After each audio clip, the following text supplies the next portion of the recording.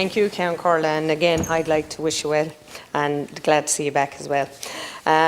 Minister, the last time I had an opportunity to speak in relation to water, we were here in September discussing the Water Services Bill, and some of what I said then is worthy of repeating. That September speech was in relation to the bill presented to the change in the name of Irish Water to Uisce Éireann and all of the associated amendments required to reflect this change across lots of different laws. Quite frankly, I don't think anybody, constituents in any town or villages, particularly in County Wexford, give a damn what the organisation is called, because for the last few weeks, on numerous occasions over the last few years and weeks, people are more worried about contacting some sort of illness as a result of drinking the water that the service providers are providing them with when they have water. They want a usable service which doesn't require them to have a boil water notice for a few weeks every winter, or where they have a ration of water once we have a few dry days of weather. Wexford Town and the surrounding areas are currently under a boil water notice. Around the same time last year, we had the same thing. A statement was released on Monday updating customers, and I'm going to read part of it. On the 7th of November 2022, Irish Water would like to remind customers served by the Wexford Town Water Supply that a boil water notice remains in place. The notice, which was issued following consultation with the HSE on the 2nd of November, is in place to protect the health of approximately 25,000 customers. It was issued due to a decline in the quality of the raw water entering the treatment plant, which resulted in the detection of Giardia. Continuing issues with poor water quality have increased the turbidity at the plant, which can impact the disinfection process. Areas impacted by the boil water notice include Wexford Town, Timon and surrounding areas. Our drinking water compliance and operational experts are working with colleagues in Wexford County Council to resolve the situation with a view to having the notice lifted as quickly as possible. As these remedial works are carried out over the coming days, some customers may experience localised interruptions or loss of pressure, but these should only last a short time and normal pressure should return quickly. In the meantime, all customers of this supply are advised to continue to boil water before use until further notice. Irish Water Operations Lead Catherine McDonagh has acknowledged the impact of the boil water notice and which it is having on the community, and regrets the inconvenience to customers. Public health is Irish Water's number one priority, and we would like to assure customers that the notice has been put in place to protect public health.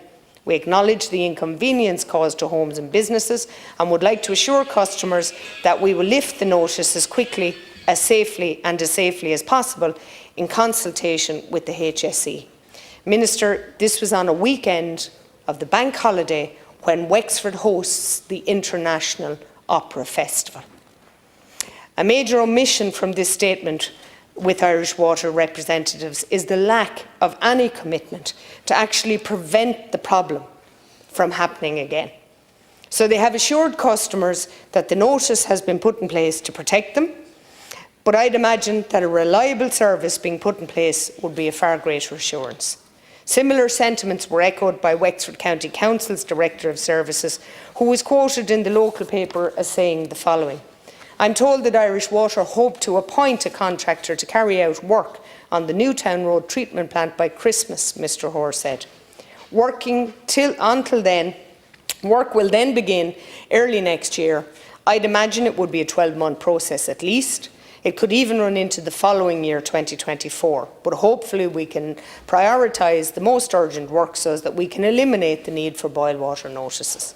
Of course, I wish things would happen quicker, but there are certain processes Irish Water has to go through. Now, as I said back in September, Count Corla, the practice of mending a pump here or a pipe there is obviously necessary to restore services quickly, but it's only a sticking plaster over the serious issues with our water infrastructure. And as Mr Hoare, the Director of Services, said, there are certain processes which Irish Water have to go through, but government need to look very hard at where these processes can be simplified and carried out faster so that more progress can be made in a shorter time frame. But most importantly, that the system is resourced properly. The Water Advisory Board haven't yet published their quarterly report for Q3 of 2022. But it is worth reminding ourselves that in their last quarterly report, they highlighted a number of ongoing problems with Irish Water, such as the fact that 21 areas were under a boil water notice in the second quarter of this year, and 20 of these areas remained on the notice for more than 30 days. It also shows Irish Water's 5-day response rate for complaints was also the lowest since reporting began back in 2018. Why do we have quarterly reports if they're not quarterly or produced on time? Seriously, Count Corley, we have to nip this in the bud now. And I'll be very interested to see what Q3 report and Q4 report will say to establish whether these problems are getting worse or getting better. However, if the reports are not in time, then the confidence in the system just dwindles, and the recent EPA report of the 14th of October is very concerning. But I understand that no system is perfect all of the time, and I understand that problems will arise. But I believe that, unfortunately, they are happening too frequently for many of my constituents in County Wexford. And in that regard, currently I wish to commend the ground staff, in particular in New Ross District County Council, and the ground staff of Wexford County Council in Wexford.